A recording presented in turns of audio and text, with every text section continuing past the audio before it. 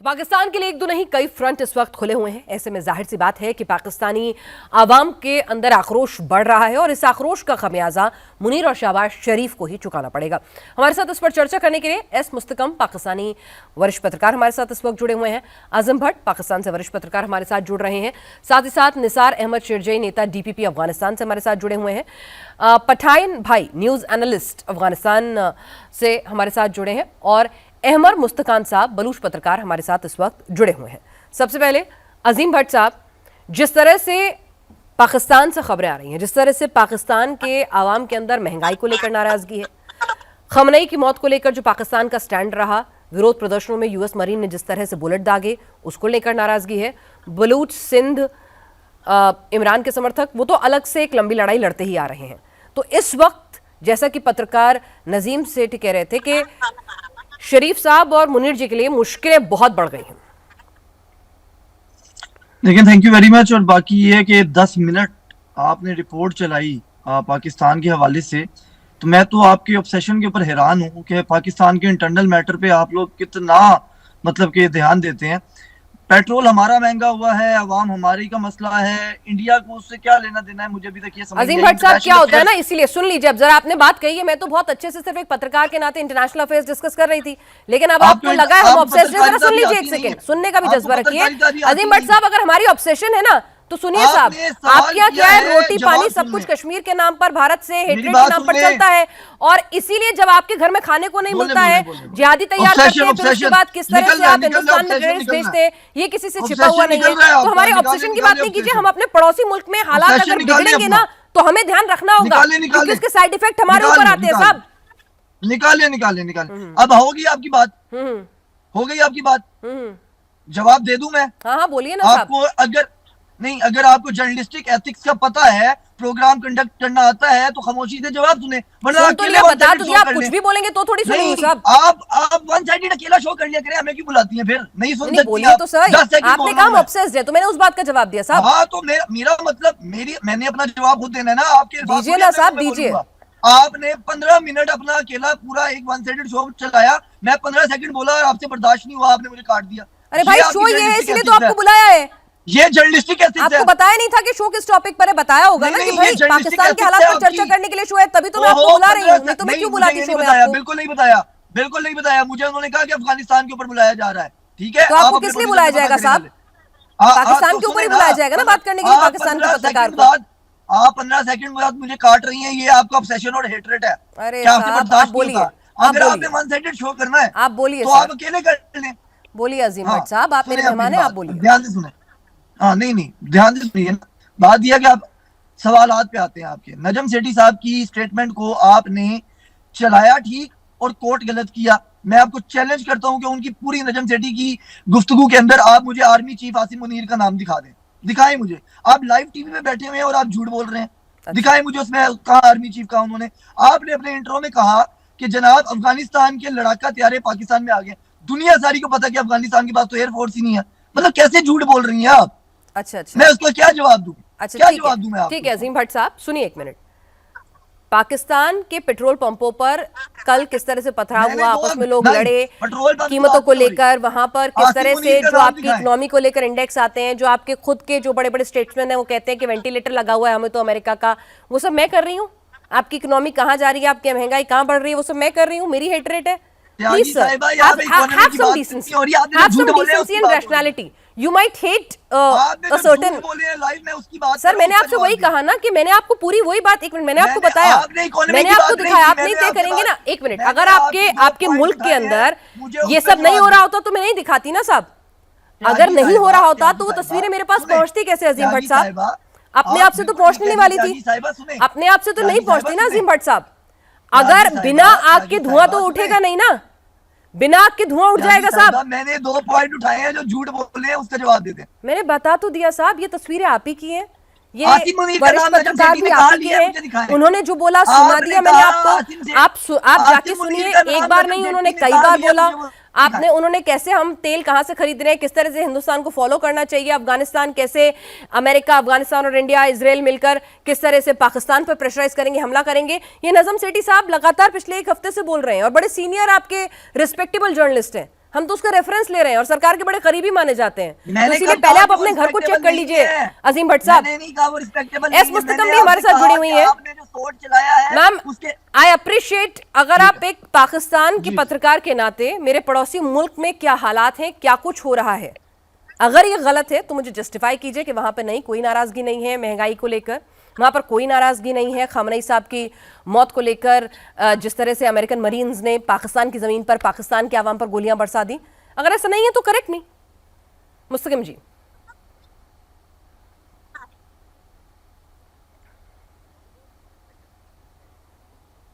संदसु मुस्तकिम जी, आप तक मेरी आवाज पहुंच रही है?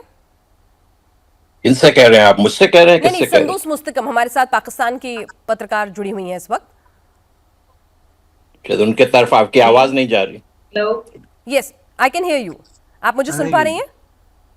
आपकी आवाज ब्रेक हो रही है बीच में से। जी, अजीम भट्ट साहब तो नाराज हो गए, उन्हें लगा कि मैं जानबूझकर पाकिस्तान के खिलाफ इस तरह की बातें कर रही हूं। संदोष मुस्तकम, अगर ये जो तस्वीरें आ रही हैं वो पूरी दुनिया में फैल रही हैं, ऐसा नहीं है कि सिर्फ इंडिया तक ही उसकी एक्सेस है, क्या वाकई में पाकिस्तान में ऑल इज वेल? महंगाई को लेकर, अफगानिस्तान से हो रहे हमलों को लेकर, खamenei साहब की मौत को लेकर, प्रदर्शन में यूएस मरीन्स के द्वारा गोली चलाए लाने को लेकर आवाम में कोई गुस्सा, कोई नाराजगी नहीं है? Is this your question? कि Yes. everything is fine in Pakistan or not? Yes. महंगाई की जहां तक बात की जाए तो देखिए, पाकिस्तान हो कि पूरा साउथ एशियन रीजन हो, इस वक्त मेरा ख्याल है कि पाकिस्तान एक अकेला मुल्क नहीं है जो कि जो आप पेट्रोल की कीमतें देख लें अपने हुर्मस के बदौलत से जितना इंडिया मुतासिर है, मेरा ख्याल इतना पाकिस्तान हो भी नहीं सकता है। और जहां तक मेरे साथी फेलो ने ऑब्सेशन की बात की है तो आई वंडर के दुनिया का सबसे बड़ा स्लम्स लेके पॉवर्टी जो कि भारत में है, हम तो कभी नहीं, मतलब आपके हमारे इतने बड़े सुप्रीम बड़े चैनल्स पे बैठकर जो है इंडिया के बारे में इस तरह से ऑब्सेशन या इस तरह से नहीं दिखाया जाता है। और अफगानिस्तान की जहां तक बात की जाए तो पाकिस्तान की जंग अफगानिस्तान के खिलाफ नहीं है, पाकिस्तान की जंग टीटीपी के खिलाफ है। ठीक है, हम अफगानिस्तान पाकिस्तान पे बात करने आए, ना कि पाकिस्तान में टमाटर के और पेट्रोल के रेट कितने बढ़ गए हैं। मेरा ख्याल ये तो प्रोग्राम का टॉपिक नहीं था। अगर आप हमारे जैसे सीन जर्नलिस्ट को बुलाएं तो खुदारा सवाल और उसका टेम्पो प्रोग्राम का मुस्तकिम, आपको फैक्ट्स आपके थोड़े फैक्ट चेक कर लीजिएगा जरा, अभी थोड़ा ब्रेक दे रही हूँ आपको, जरा गूगल करिएगा इंडिया की इकोनॉमी कहाँ है और आप आईएमएफ के कैसे लोन पर पलते हैं। ठीक है, आप हमें बता रहे हैं लार्जेस्ट स्लम उसका उसकी कीमत क्या है और उसमें क्या कुछ हो रहा है, जरा थोड़ा फैक्ट चेक कर लीजिएगा, चाहे फिर वो भुखमरी के इंडेक्स में हो, फिर चाहे टेररिज्म के इंडेक्स में हो। जरा आप अपने थोड़े डेटा दुरुस्त कर लेंगे तो आपको अच्छा लगेगा, कितनी बार आपकी जंग फौज हारी है, हमने हमने हमने स्पेस तक अपने मिशन अचीव किए हैं, आप कहाँ पहुंचे हुए हैं, तो जरा ये सब फैक्ट पूरे दुरुस्त कर लीजिएगा, आपको अच्छा लगेगा जान के। देखिए, अपना मुल्क से प्यार करना सबका काम है, लेकिन अपने मुल्क में सब कुछ अच्छा ही अच्छा देखना ये देशभक्ति नहीं होती है, कमियां भी आप ही लोगों को देखनी होंगी और आप ही लोगों को आवाज उठानी होगी। हमारे साथ बलूच पत्रकार भी इस वक्त लगातार जुड़े हुए हैं। मुस्कान साहब, ये लोग कह रहे हैं कि भाई पाकिस्तान में सब चंगा है, भुखमरी, गरीबी, महंगाई सब हिंदुस्तान में है, हम जल रहे हैं इन लोगों से भाई। आपका शुक्रिया, नमस्कार। देखें, पाकिस्तान और भारत का तो कंपैरिजन हो ही नहीं सकता है। भारत तो हमेशा ही जमहूरियत रहा है, जैसे भी ऊपर नीचे अगर कुछ थोड़ी बहुत कमी बेशी हुई है वो अपनी जगह पर। पाकिस्तान में तो जो पाकिस्तान बनाए है अंग्रेज़ों ने अपने इंटरेस्ट के लिए, और अंग्रेज़ जब चले गए उसके बाद से ये अमरीकियों के गुलाम हैं।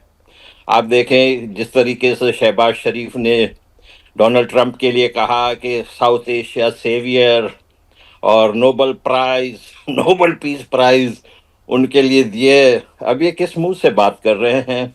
मुझे तो बुरा नहीं माने, मुझे कुछ समझ नहीं आता है कि आप लोग क्यों इनको बुलाते हैं, जो बिल्कुल ही थोड़े से जो अच्छे लोग हैं, आरजू काजमी हो गया या फ़खर हो गया, उन जैसों को प्लीज़ बुलाया करें। ये पता नहीं कहाँ से बुलाते हैं, आके सबकी बेइज्जती करते हैं, यहाँ वहाँ की गैर ज़रूरी बातें करते हैं, टाइम ज़ाया करते हैं।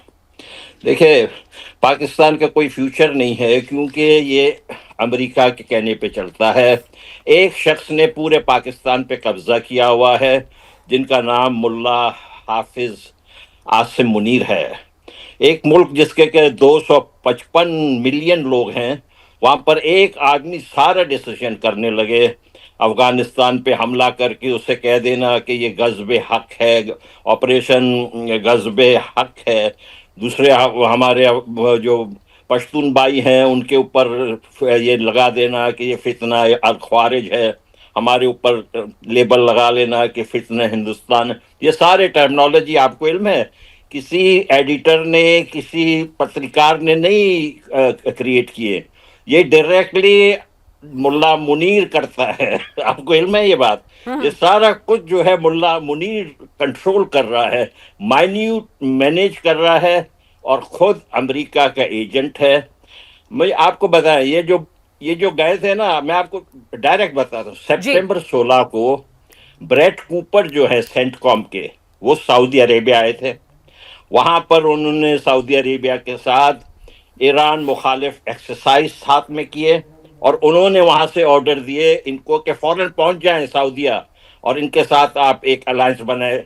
अमेरिका ने करवाया इनका जो सऊदी पैक्ट था, और दूसरे दिन ही, जिस दिन देखे पेंटागन की जो अनाउंसमेंट आई ये एक्सरसाइज की, उसी दिन ये लोग वहां थे सऊदी अरेबिया में, और इन्होंने जो डिफेंस पैक्ट जो है शहबाज शरीफ ने उनके साथ मोहम्मद बिन सलमान के साथ साइन किए। अब सऊदी कह रहे हैं भाई आप हमारे पैसे खाते हैं, हमसे आप माल लेते हैं, हम आपने हमारे साथ डिफेंस पैक्ट किया है, अब आए हमारी मदद करें। अब ये फंस गए हैं, देखें फंस गए। यही बात जो... मैं निसार अहमद सरजई साहब के पास भी लेके जाऊंगी। तो मुस्कान साहब कह रहे हैं कि अब फंस गए हैं, बचने का रास्ता नजर नहीं आ रहा है। पाकिस्तान ने हर जगह से पैसे उधार लिए हुए हैं, और जब चारों तरफ से आप उधार ले लेते हैं, एहसान के तले दबे होते हैं, अपने आवाम का पैसा आप खा जाते हैं, तो नतीजा यही होता है सरजई साहब के प्लेन पकड़ के भागना पड़ता है, किसी मुल्क में पनाह लेनी पड़ती है, जैसा कि पाकिस्तान के पिछले जनरल्स ने किया, या फिर कोई तख्ता पलट कर देता है। और यही वक्त आ गया अब शहबाज साहब और मुनीर साहब के लिए भी। नमस्कार और सलाम मेहमानों के लिए। देखिए बच्चा, ये कोई बहुत बुरी बात हुआ कि पाकिस्तानी पत्रकार निकल गया, वो नहीं अभी कि मैं उसके सामने इसका पर्दाफाश करता था। देख, पाकिस्तान बहुत शैतानी मुल्क है। आसिम मुनीर और शहबाज शरीफ, आयशा मिलकर ये बहुत शैतानी प्लानिंग कर रहे हैं, सालों ये काम कर रहे हैं, सालों फंस गए, और उस शैतानी के फितरत के साथ पाकिस्तान अपने आप को निकालता है तो कुछ रास्ता निकाल जाएगा अपने लिए।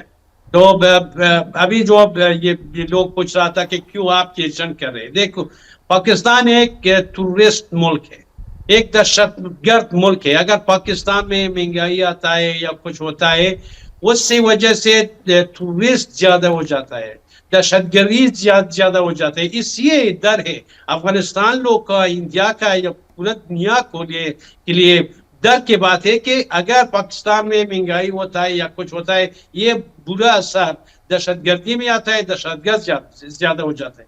और दूसरी बात देखें, पाकिस्तान फौज खुद ऑयल स्मगलिंग में इन्वॉल्व है। पाकिस्तान में एक बंदा है सादिक खान के नाम, सादिक खान पाकिस्तान का माफिया का बाप है। वो सादिक खान ड्रग्स का काम भी करता है आसिम मुनीर के साथ मिलकर, और ऑयल का स्मगलिंग भी करता है आसिम मुनीर के या फौज के साथ मिलकर।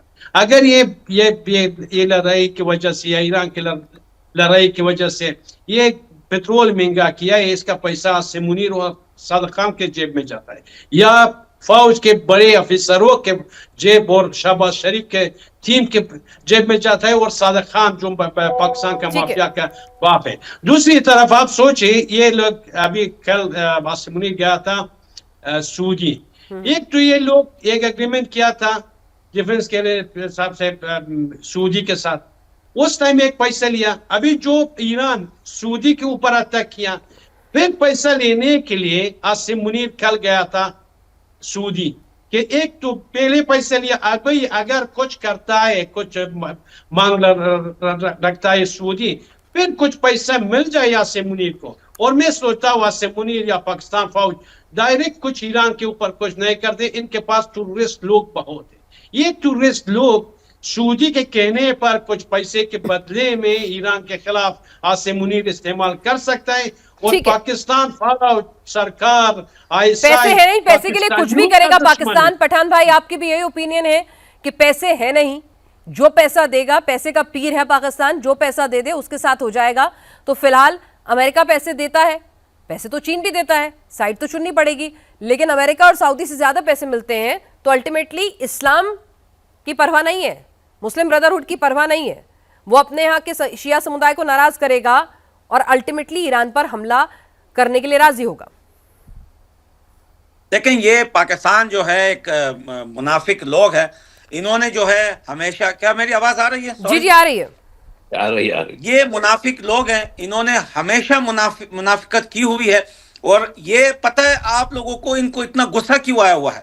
आज रेड क्रॉस के हेल्प से इन लोगों को अफगानिस्तान से इनकी वो बॉडियां, इनके सोल्जर्स की, जिसे अफगानिस्तान के फोर्सेस ने मारा है पिछले एक हफ्ते के अंदर, आपको पता होना चाहिए 120 के लगभग जो है इनके फोर्स को मारा है, इनके ये आर्मी, मिलिट्री आर्मी रिजीम के बंदों को मारा है 120 के लगभग। और आपको यह भी पता होना चाहिए कि ये अपनी डेड बॉडियां यहां पर डेवरिन लाइन पर छोड़ के भाग जाते हैं।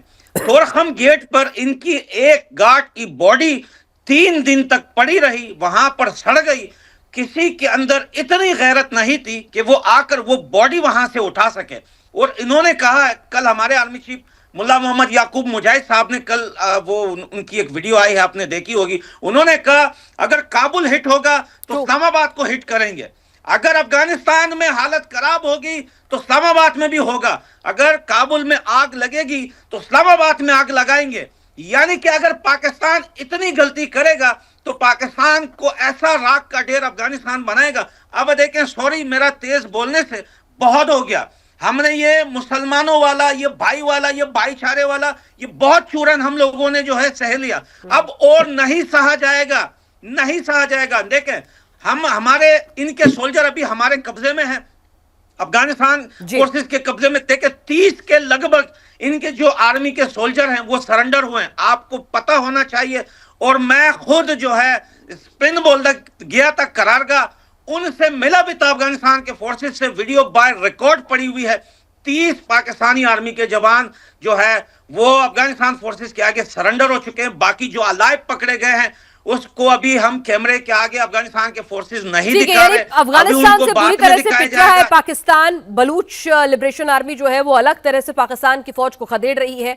आसिम मुनीर को समझ में नहीं आ रहा है कि भाई बंकर में छिपे या फिर अपनी फौज के साथ सीना तान के खड़ा हो जाए, जो फौज चौकियां छोड़ने पर मजबूर हो गई है अफगान और बीएलए के हाथों। तो यहाँ पर हालात दिन ब दिन बिगड़ रहे हैं। मुस्तकान साहब, बड़े पत्रकार हों, जो पाकिस्तान के राजनीतिक विश्लेषक हों या पाकिस्तान के जिसे कहते हैं वेल विशर हों, अब वो भी मान रहे हैं कि भाई आंखें बंद कर लोगे तो इसका मतलब ये नहीं है ना कि शेर कबूतर को खाएगा नहीं। ये देखें, आंखें पाकिस्तानी जो है जी, देखें, पाकिस्तान जो है सेल्फ डिनाइल में रहा है ना, हमेशा ही सेल्फ डिनाइल में। अब आप देखें, आप एक प्रोग्राम चला रहे हैं, पाकिस्तान के करोड़ों लोग जो है बेचारे बहुत ही खराब हालत में उनकी जिंदगी है। हमारे तो लोग देखें, हमारे लोगों के साथ तो इन्होंने वो किया है कि हमारे लोग इनके साथ नहीं जाएंगे। मैं आपसे सही कह रहा हूं, हमारे नौजवान, अगर हम तो बूढ़े हो गए ना, 66 साल के हो गए, अगर हम उनको कहें कि नहीं भाई कुछ ना कुछ सला सफाई करके साथ में रहें, वो हमें कहेंगे कि आप मरने वाले हो, आप जाएं अपने कब्र में। हम उन्हें आज़ादी चाहिए। हमारे लोगों ने, नौजवानों ने फैसला कर लिया है कि हम आज़ाद होंगे। हम अपने अफगान भाइयों बहनों के साथ 1000% हम खड़े हैं और हम उनके साथ लड़ने के लिए तैयार हैं। और ये पंजाबी जो हैं, ये जो अमेरिका के जो है पाले हुए, वो हमारा मुकाबला नहीं कर सकते हैं। देखें, हम लोग जो हैं एक आइडियोलॉजी, एक इंसाफ, जस्ट वॉर लड़ रहे हैं, वो जो है कब्जागिरी कर रहे हैं। अब आया आपसे अर्ज करता हूँ, ये पाकिस्तान क्या बला है? ये पाकिस्तान दरअसल पंजाब की जो बेईमानी है, उसकी कब्जागिरी है, उसका नाम है। ये ग्रेटर पंजाब है। ये पाकिस्तान नाम की कोई जानवर जो है, जो अंग्रेज छोड़ के गया, वो मरने वाला है, वो ज्यादा दिन चलेगा नहीं। आप मुझे बताएं, ये कोई अपने बड़े हमसाये के साथ शराफत से ना रहे, आप लोगों के साथ हसद करे गैर जरूरी तौर पर, आप लोगों की तरफ से इनके साथ, मुझे आपसे गिला है। देखें, मैं इंडिया को लेजी एलिफेंट कहता हूं। इंडिया ने कभी पाकिस्तान को तोड़ने का बात अपने एजेंडे में नहीं रखा है, इस वजह से ये इतने इतरा रहे हैं।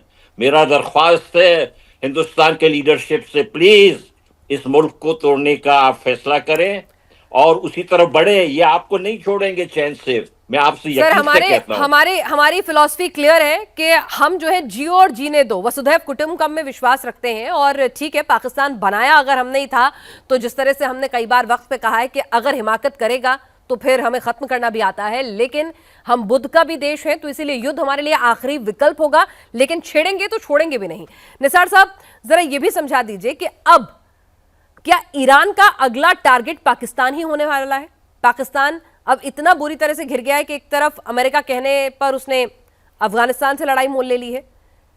एंटिसिपेट नहीं करा था कि अफगान, जिसको बार बार ये कह के हल्का समझ रहा था कि इनके पास हथियार नहीं है, इनके पास एयरफोर्स नहीं है, आज वो नाको चने चबवा रहा है, चौकियों पर कब्जा कर रहा है। अब ईरान से भी अदावत मोल ले लिया, अगला हमला ईरान करेगा। ठीक है, ये बहुत बढ़िया सवाल है कि ईरान पाकिस्तान के अंदर एक शमसी एयरबेस है और एक हैदराबाद पे दूसरा एयरबेस है कि अमेरिकाइयों के पास है। और ईरान ये 5-6 दिन हो गया सब जगह अटैक किया, खलीज में सब मुस्लिम कंट्री में अटैक किया, जो अमेरिका का आदत था या नहीं था अटैक किया। और पाकिस्तान में जो शमसी एयरबेस है और हैदराबाद में क्यों ईरान अटैक नहीं किया 6 दिन में, ये बहुत एक सवाल है कि क्यों ईरान खामोश है, क्यों ईरान, पाकिस्तान तो बिल्कुल पास था, ईरान के पास था और ईरान को मालूम है कि शमसी एयरबेस और हैदराबाद में ये अमेरिका के पास है।